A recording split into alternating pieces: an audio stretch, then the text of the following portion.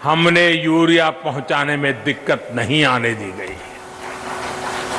हमने वादा किया था कि स्वामीनाथन आयोग की सिफारिश के अनुकूल लागत का 1.5 गुना एमएसपी देंगे।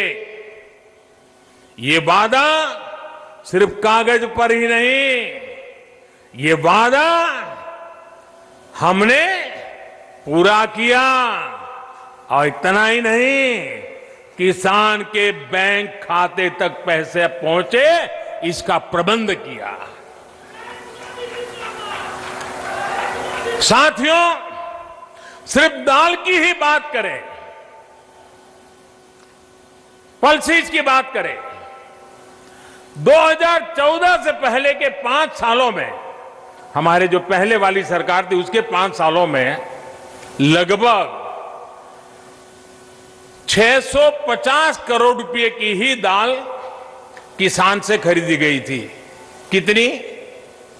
650 करोड़। कितना भैया? जरा बताइए, पूरे देश में कितना? 650 करोड़। लेकिन हमने 5 साल में क्या किया आकर के? हमारे 5 सालों में हमने लगभग 49,000 करोड़, 49,000 करोड़, यानी करीब करीब 50,000 करोड़ रुपए की दालें एमएसपी पर खरीदी है। यानी लगभग 75 गुना बढ़ोतरी।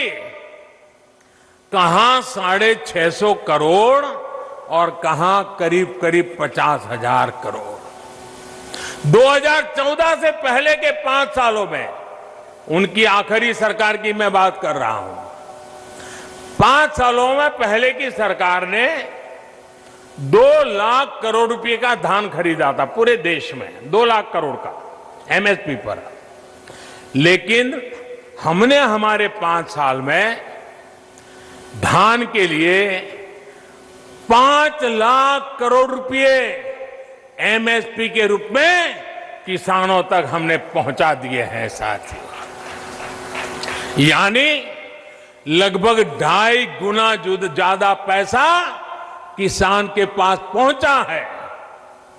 2014 से पहले के 5 सालों में गेहूं की खरीद पर 1.5 लाख करोड़ रुपए के आसपास ही किसानों को मिला। 1.5 लाख करोड़ उनकी सरकार के 5 साल। हमने 5 साल में गेहूं पर 3 लाख करोड़ रुपए किसानों को एमएसपी का मिल चुका है, यानी लगभग 2 गुना। अब आप ही बताइए कि अगर मंडियां और एमएसपी को ही हटाना था तो इतनी बड़ी हम ताकत क्यों देते भाई? हम इन पर इतना निवेश ही क्यों करते? हमारी सरकार तो मंडियों को और आधुनिक बनाने के लिए, मजबूत बनाने के लिए करोड़ों रुपए खर्च कर रही है। भाइयों और बहनों, आपको याद रखना है, यही लोग हैं जो पीएम किसान सम्मान निधि को लेकर ये लोग हर गली मोहल्ले में, हर प्रेस कॉन्फ्रेंस में, हर ट्विटर में सवाल उठाते थे।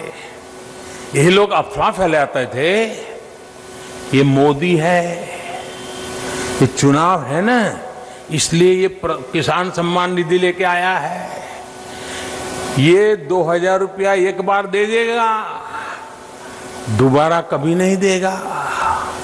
दूसरा झूठ चलाया कि ये 2,000 अभी दे रहा है, लेकिन चुनाव पूरा हो गया या तब ब्याज समेत वापस ले लेगा।